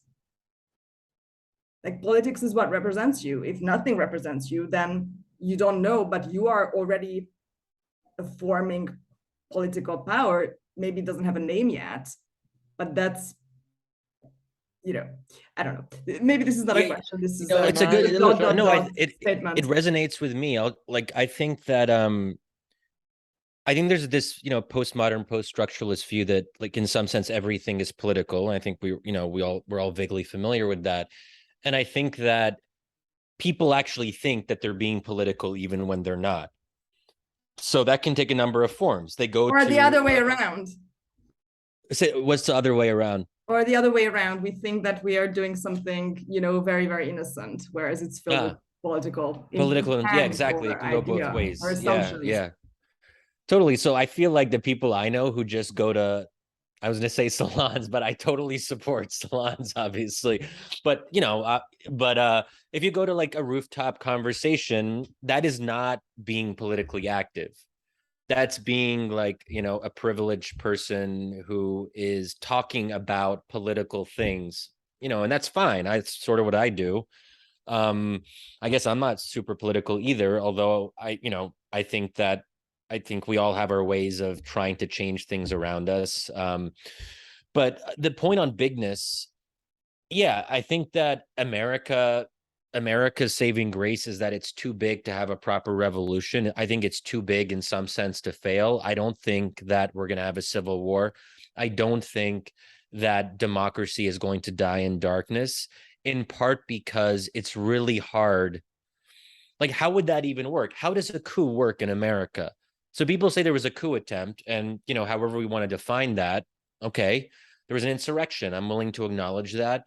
But was it a serious coup attempt that had any actual chance of succeeding? No, in part because the U.S. is so vast, and our think about our intelligence services, the national security bureaucracy. You can't just you can't improvise a coup one day, which is essentially more or less what ended up happening. Even if it was a coup attempt, it wasn't a particularly well-planned one. It was somewhat improvisational. People didn't exactly know, for the most part, what was going to happen. So I think all of that, puts us in good stead. But the bigness, I think, is also part of the frustration that it's hard to actually get things done. We don't have the kind of social safety net that other countries have because the state isn't as dominant in people's lives. I grew up, growing up in America, I never thought about the state. Even that phrase, I don't remember my parents ever talking about the state or the government. And in part, we were immigrants, so we did, my parents were immigrants, so they didn't really think they wanted to do things on their own and all that. But when I go to Europe, very, whether it's France, Germany, and so forth, the state is just much more present in people's lives. They even use that terminology. And I'm like, wait, what is the state in the American context? What is the equivalent of whatever state institution you're talking about? So I think the bigness also contributes to what could be both good and bad. We have, in some ways, a very strong state in terms of national security and war making abroad. And that can also be good if you think the wars are justified, and there may be wars in the future that will be justified.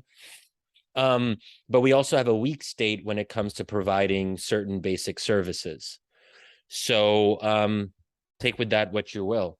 It's weird. I mean, I came back from the US at some point in February, and I had to go to take a test. And this was the only like official positive COVID test that I had got. And I'm not kidding you, 2 hours later, 2 hours after the text message, the SMS arrived in the morning, the Belgian state called me up on the phone.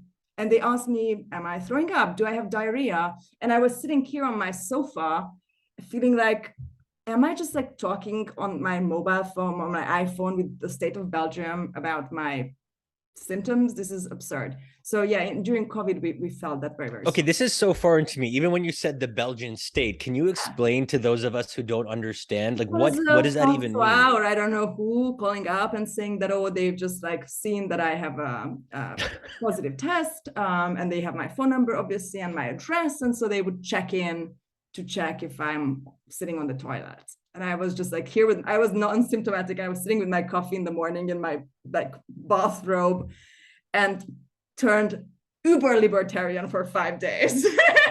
Yeah. 5 days, every time you actually encounter the European state, you always have like an Ayn Randian couple of days when you like read Reason and buy Coca-Cola. I don't know, like you go full-blown libertarian for a while, and then you have to go to the doctor, and then you suddenly become a social democrat again. Okay, so the fascinating thing is I had that same exact response when you said the Belgian state. I don't know. It's just like this gut thing, this instinctual thing as an American. And I'm even someone who generally has been supportive of like a more generous welfare state. Some of you may know a little bit about my history. I was, I was a Bernie supporter in 2020, and quite publicly so, and so forth. But which is its own story. But when I hear about the idea of like the state is calling me, I'm just like, no, I'm an American. I'm going to be nationalistic. We don't have that in America, that sort of thing. Yeah. I mean, you have it, but you have it in the form of the police. So I prefer the department to call me up personally. When you were talking about politics, Anna, that made me think that politics for lots of people is entertainment in the United States, and it's growing elsewhere in the world. That you follow politics as a sort of entertainment. It's like watching the news is like watching Sports Center for lots of people. So, and politics has moved from hyper-local stuff to everyone cares only about national things in the US, at least. And I'm sure that's happening, that's a trend you can see elsewhere, that the local stuff is sort of withering on the vine while everybody cares about those big national things that they can't change very easily. But can you build housing on your block so your rent doesn't go up is one of those things that you can have a lot of impact on just as a small group of people. I mean, I in DC ran a group that did all those sorts of things, that did local politics pressure, and no one shows up to your local zoning board meeting or planning meeting in Britain or whatnot. I mean, there's just to give a note here. There's a lot of there are a lot of reasons why, for instance, in the 60s, around the Western Hemisphere, so many students would join political organizations and then actually stay relatively politically active, usually up to the point where they had 3 kids and stopped having time to do this. Yeah. And you could argue that this was the place to meet people. That might no longer be the case. That this was the people that attracted popular, beautiful people that you wanted to be friends with. That was an easy way to get status in your social group. But also it was a lifestyle reaction. And I think, today, if it's entertainment, that might be the result of us no longer having a really homogeneous lifestyle. So if I become a vegan, I will just become one of the 10,000 different lifestyle choices that people are doing and Instagramming about. Is this a political statement? Am I part of a movement? Like with EA, we're seeing very interesting over like how an individual, a small group lifestyle movement can turn into something bigger, and that would merit its own event, its own salon. So to me, that's really interesting. But I think, you know, this is what Shadi, you were saying about the loneliness epidemic. I think it's an Arendtian problem. Like people no longer feel that they have collective power. Like that has been taken away from us. We have the lifestyle pluralism, where your lifestyle choices no longer really make an impact. Even the trad movement is not making a real impact. Sorry, Elon. And to me, that's really interesting. And I see something where, you know, people having built a lot of the entertainment comms technologies of the past 15 years have had a lot of responsibility. Yeah, no other people have their hands and want to jump in, but just very quickly to reinforce this point, and Tom, what you said about, you know, local versus national. And again, I don't want to, you know, I don't want to show my ignorance of like how local politics works, but you know, we're an hour and a half in, so I don't think anyone will get this. Like people might not get this far, so I can be more open. But like, okay, sometimes this is the Easter egg for really dedicated viewers of this video who got to this point. Now all of this was just the facade, and now we're getting down to business. Okay, but sometimes I walk by, there's a couple trash cans in my neighborhood that seem to overflow a little bit more than I think is appropriate. And I see trash strewn, you know, on the ground. And I'm just like, how is the trash actually picked up? Like, what is the organizational process from a governmental standpoint? What is the agency that actually decides when to send someone if the trash is overflowing? I should probably know that. It affects literally where I am, a block away. There's construction going on, right? I can just see the construction going on. It's been really annoying, and I've been wondering, like, okay, are there some rules that are being broken here? And there's been some issues we've had with the construction kind of spilling over. Wait, who in the state, who in the local, like, I don't even know. And you know what? I don't have enough time, patience, or willingness to actually, it's sort of a collective action dilemma. I assume that if enough people are thinking exactly the same way as me, because presumably everyone else sees the trash, someone else will think about doing something about it. And I sort of resign myself to that. So I just thought I'd share that. That's why strikes are so important, because if they were actually striking, you would find out. So a little bit of Marxism. Yeah, right, true. Adrian has been having his hand on for a long while, so I think it's time to give floor to him to say your comment or question. Thank you. I forgot it was up, but I'll pretend I have something ready to go. I think the point Shadi made earlier and a few others picked up, that liberalism has a self-image as a sort of a procedural settlement for governing society that doesn't have these thick commitments, isn't a comprehensive doctrine of the sort that rules would describe, but that in setting rules about how reason may be used in political argument, it's kind of inadvertently backs itself into becoming that kind of ideology. That's a really interesting point, and I think it touches on a couple of very deep instabilities in liberalism, which might be at the heart of some of our present travails. One of them, I think, is that there is this disquieting possibility that the way the proceduralism worked while it didn't have anything to do with explicit canons of reason. It may have been kind of historical contingencies of institutional design, maybe relatively parochial civilizational norms, maybe hangovers of religious practices and ways of settling local wars. And that may be how, even though there would have been these theorizations of it going back down the these moments in the liberal canon back to kind of Hobbes and Locke and people like that. But really how it got done was not much to do with being turned into a set of rules about how one could mount a reason for a particular kind of political argument or in defense of a particular community or program. And then I think you're right that when it does that, it does turn into something very like an ideology. But there's a couple of ironies there. One is that, because you mentioned, Shadi, look, anyway, who gets to say what reason is? But there's lots, that's not like that's undisputed, right? But one of the things I guess Rawls was trying to do in his first act, in the theory of justice stuff, is to say, look, let's use a really austere, let's use reason from rational choice. Let's use the economist's notion of reason to kind of get round some of these arguments. Let's negotiate it with some of our conceptions, the reflective equilibrium thing, but let's use that to settle some of these questions. But those questions he's settling were really quite, they weren't any of the ones that trouble us now. They were about what to do with the spoils of capitalist abundance, effectively. And then his second act stuff, which is this kind of queasy awareness, maybe prescient in a way, of the sorts of things that worry us now, the stuff in political liberalism. He's trying to use this, that's where he talks about public liberalism a lot more. And he's trying to use the same kind of idea to say, look, oh, wow, what do we do about the Jews and the Muslims and the crazier Christians? Effectively, that's a crude construal of it, but it's kind of, you can tell it's there. He was way too nice a guy, way too much of a gentleman to put it in those terms, but you can tell that's what he's worrying about.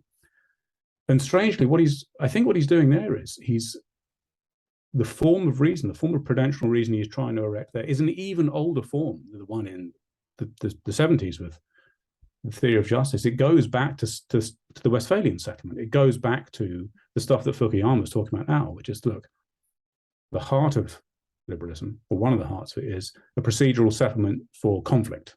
It's a way of living together when we differ about a very great deal.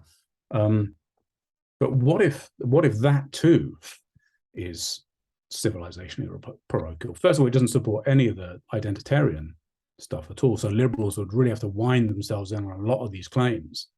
They would have to stick to an incredibly austere and narrow state, and those arguments couldn't be used in support of lots and lots of political programs that, I don't know, Elizabeth Warren and Biden and Bernie, all those people want to put forward. They'd have to come up with another name for that. But it could be that classical liberalism might be the only viable kind, and even that might not be that viable. Yeah. So I like this. I like the point that you made, because when we're trying to figure out why the procedural settlement worked as long as it seems to have worked, there is an obvious causation correlation issue. And people can easily attribute to liberalism what liberalism may not have caused. That the fact that it worked out this well, however you want to define this well, over the past 70 years or so, and then I suppose longer if you want to take out certain bad periods, but which it's itself, I mean, we haven't really had a wonderful procedural settlement for all that long. I mean, 70 years or so. If we want to measure it that way, but it's possible that it wasn't actually liberalism that was causing all the things that seemed quite good when we talked about the end of history and so forth. So I think that's it could have been contingent for, as you point out, for local parochial reasons, and the fact that the post-war situation. As you said, Rawls was dealing with a different set of concerns. The primary cleavage in Western democracies was economic.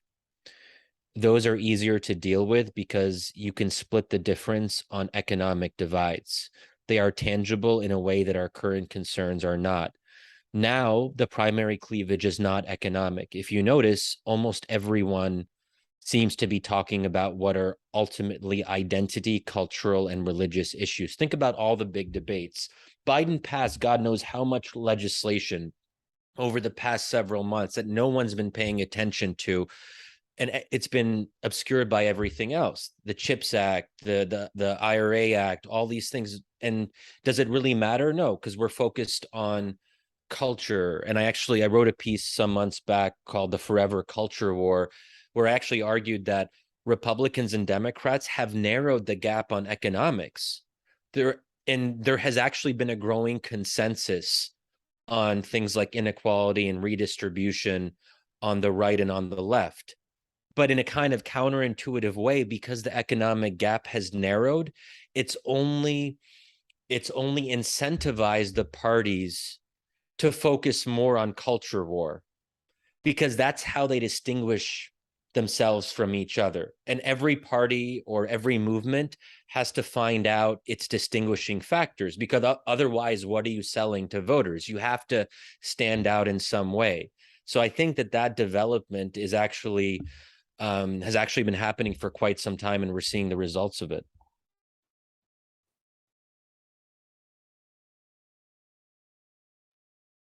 Charlie, you also have a question or comment? Sure. So, an article or an essay that I found really interesting and influential was an essay by Friedrich Hayek, who is kind of one of the people who modernized classical liberal thinking, around the 1940s. And the point of this essay was the best form of government is the one that most closely hews to the values of classical liberalism, and the one that maximizes individual rights.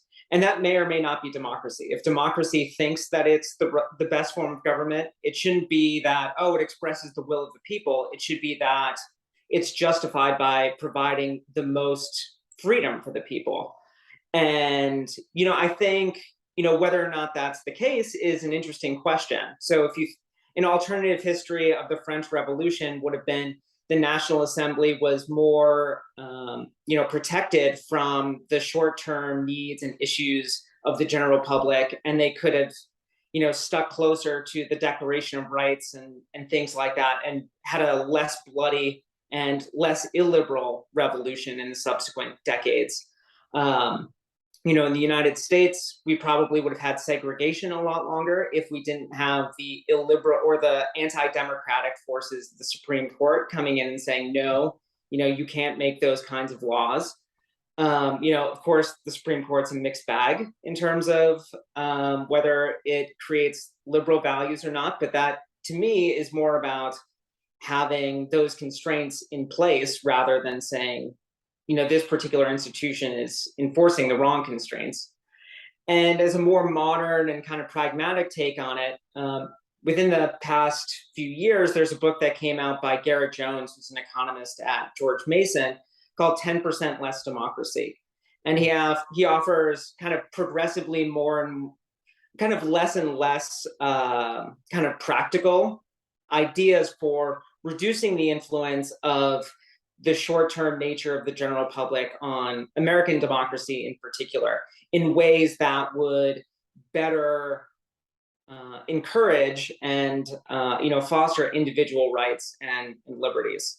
So I'm kind of curious what your reaction to those kinds of concepts would be, and whether what we might do to ensure that democracy in America and elsewhere is one that creates liberal values and not ones that push forward the short-term interests of, majoritarian politics. Yeah, so the Hayekian view on this, it makes me nervous for the reason that if you have ultimate ends that take priority over democracy, then you might be willing to discard democracy if it doesn't lead to your preferred outcomes.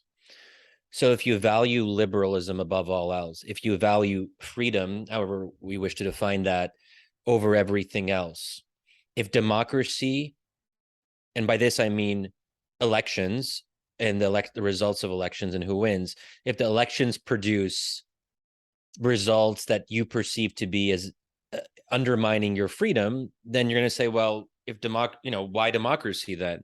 So when democracy and liberalism are in tension, I almost always err on the side of democracy, because I think once we start erring on the side of liberalism, then again, all bets are off, because someone who prioritizes a Catholic conception of the common good, or an Islamic state, and they say that that is why they believe in democracy, because democracy can be a means to an end, then if it's not a means to that end, then they're going to say, we're done. We're not on board. This is what I worry about in 2024.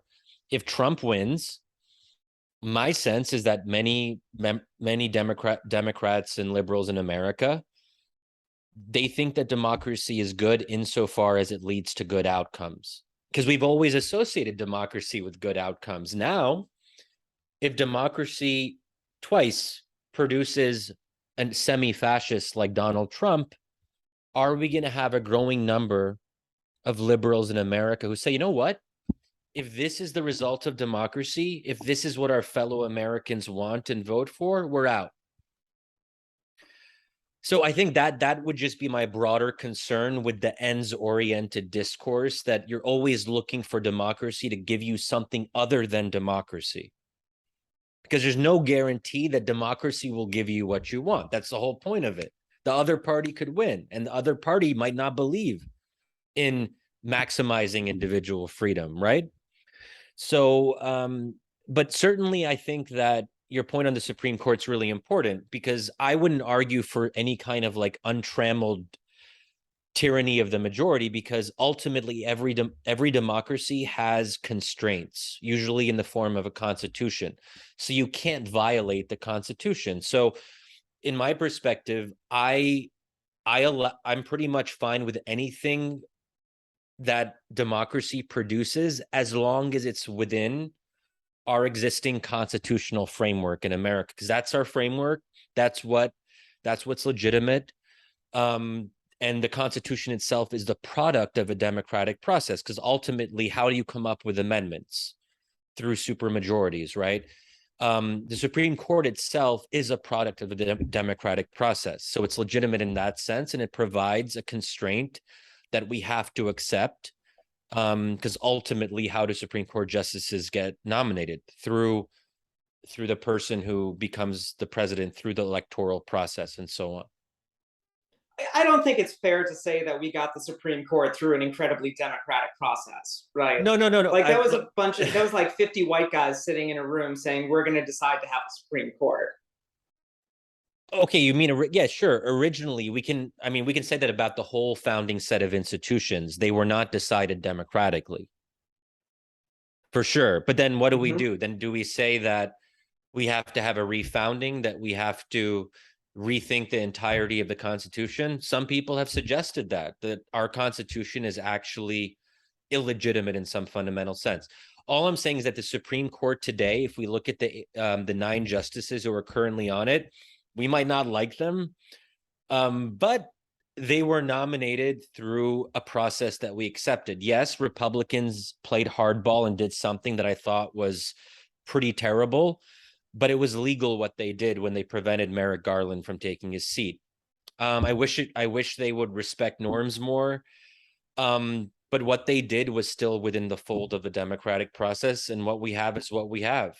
Those 9 are the 9 that we have, and I don't think we can make the argument that the Supreme Court is illegitimate now just because it produced a set of outcomes that we don't like. If it had not overturned Roe v. Wade, I'm sure liberals would have been saying, yes, thank God we have a Supreme Court that did the right thing. Obviously, we know that everyone's being hypocritical just depending on whether they get the outcomes they want.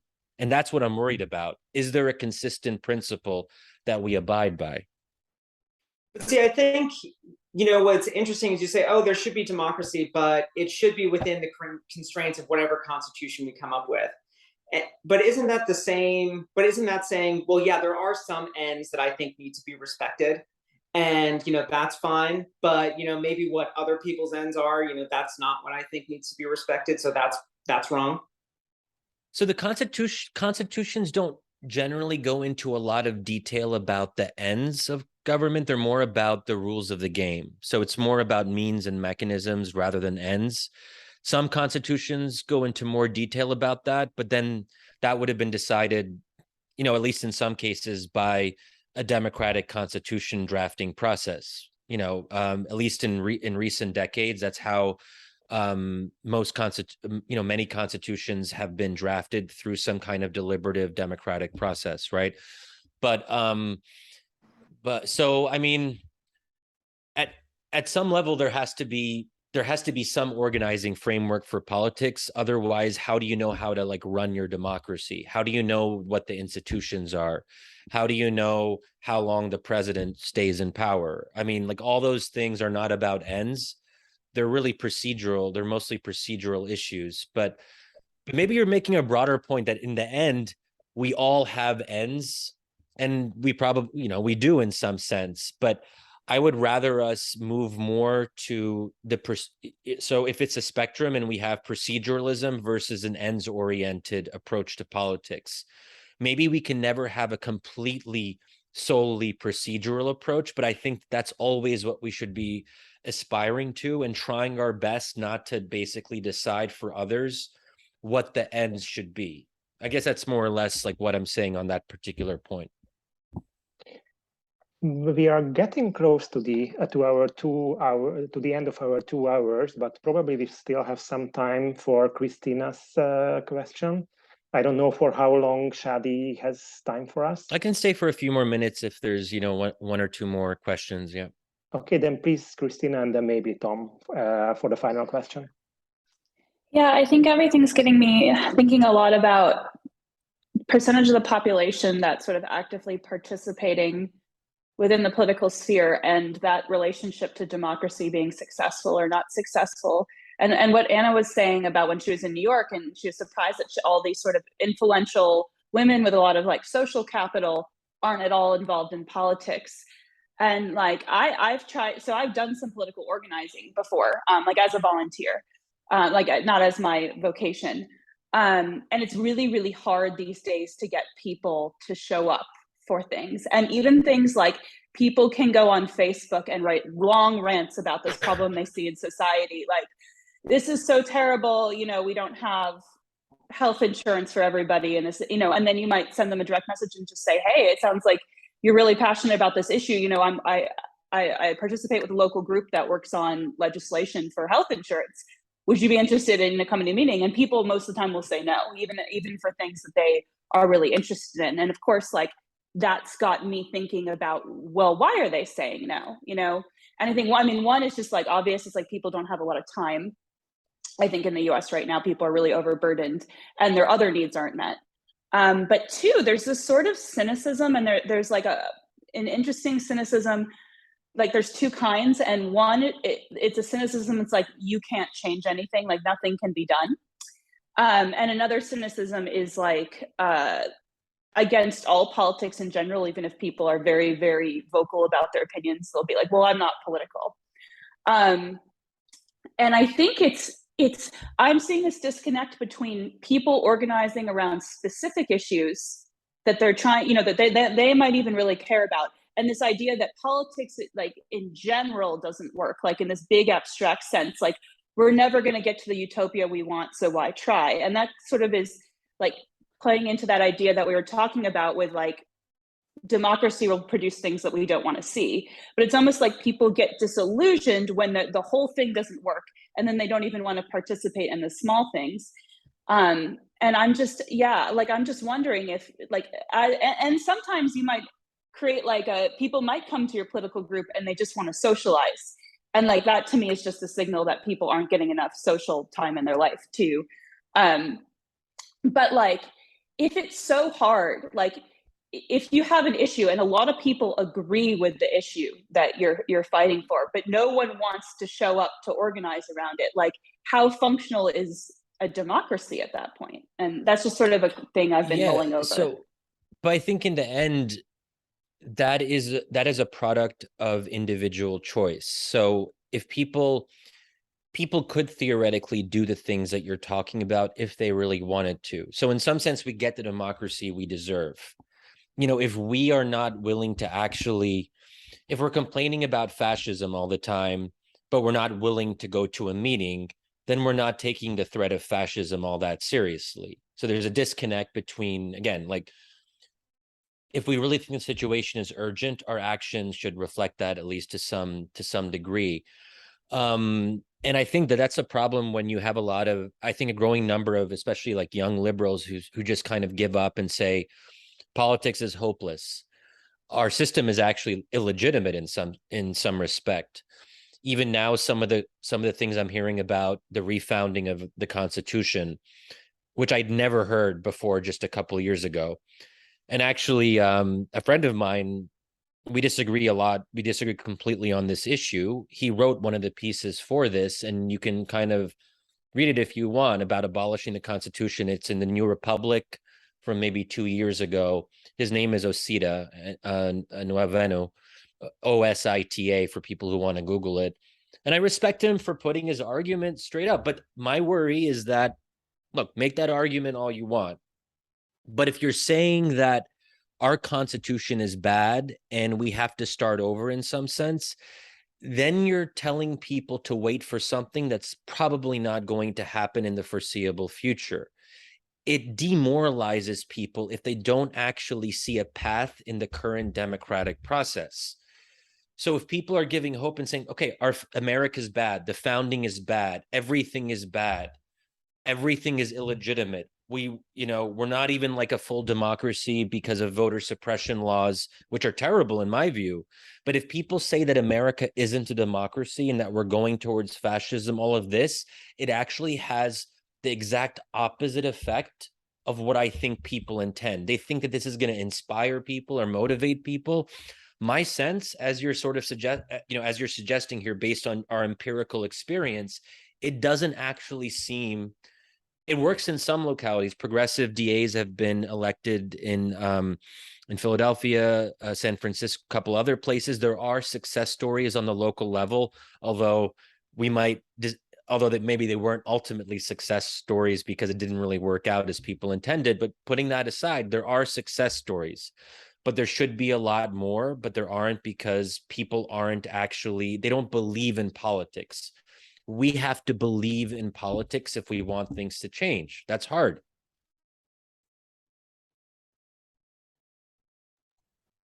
Thank you so much. Tom used to have a question or comment, and this could be the last one for today. Bring us home, Tom.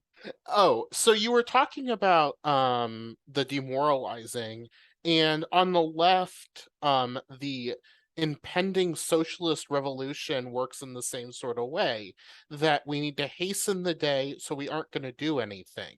And in San Francisco, this is leading to the fact that in next year, San Francisco is not going to be able to have any zoning laws. The state is going to take them over because they're not approving anything. They're not meeting the state law, and small d democracy is actually is going to be removed from the city of San Francisco unless they figure out a way to build, I don't know, 200,000 homes or something in the next 10 years, which is such a high bar. And then due to local sort of and local veto points, just it isn't going to happen. And I mean, like lots of hyper local stuff, what you're seeing is that there's just tons of veto, and if a group of people can stop everything. So I mean, liberalism seems to work at a higher level, but at a super local level it oftentimes doesn't work, or at least it brings upon outcomes that are only good for the people that are there and then blocks everybody else. So the city of Vail, it is taking over a piece of property that Vail was going to build housing for their workers, that to make the ski slopes happen, which is why the people bought houses in Vail in the first place. So like people are actively shooting themselves in the foot. So yeah. So the veto point is quite important, and our system was designed on the national level to have a lot of veto points, and that's actually one of the criticisms people have. They say, well, look, we have permanent gridlock, we have two parties that never agree, so we can't actually produce good outcomes. But still, at least as far, like from my opinion, the American government is still functioning, and there are occasionally productive outcomes. But I think that multiple veto points makes more sense on the national level because the stakes are so much higher. But if you apply that same approach to the local level, then you have a different situation. And on the local level, you want communities to actually get things done. and it's less about the kind of concerns that you have on the national level, which is, in some ways about managing conflict between different parties. In San Francisco, you just have one. It's not like a multi-party city. There are no, as far as I know, there isn't like an active Republican Party in San Francisco. Or maybe there is in light of recent events because people have been red pilled. I don't know. But yeah, I think that having spent a little bit more time in San Francisco recently, it's, California, San Francisco, LA, there's a lot of things that can be said there. I'm not an expert, but I don't know how institutional change happens. Like, if you want to remove those veto points, what's the process through which you do that? Presumably it would be quite difficult, because once institutions are entrenched, it's very hard to unentrench them because there are vested interests that actually like the veto points. So you have tyranny of the majority, but there's something else that we don't talk about all that much, which is tyranny of the minority. If you give the minority too much power and too many veto points, then you don't have workable government. And I think those are two extremes, and they don't actually exist in the real world. But apparently in some places you do have a kind of ideal type of the tyranny of the minority. I would have liked to, end on a more optimistic, positive note. I was trying to think about how I could take Tom's question and my comment, but then just sort of like do an optimistic landing, but maybe that's not appropriate in this context, because maybe we shouldn't be particularly optimistic, and we should brace ourselves, but use that to actually think critically about what all of us do next and what we want to participate in. In the end, like, we're responsible for ourselves, right? I mean, that's what I fall back on. I'm an individual. I do what I can do. There's just like one life that I have direct control over. So I guess that's my optimistic statement. Yeah, and maybe that's the perfect line to end a conversation about liberalism. So yeah, right, exactly. Yeah. Thank you so much, Shadi, for joining us. And also thank you all for joining and participating in this conversation. Don't forget that we have 10 or 11 more salons in the series, and we'll discuss every month a different topic, a different ideology. And I'd love to meet you in a month where we'll discuss, I think, Marxism at the end of September. I hope you also had a great time, and enjoy your evening for those who it's already evening, or your weekend. Thank you again, and hope to see you. Yeah, thanks so much, Robert. Thanks, everyone.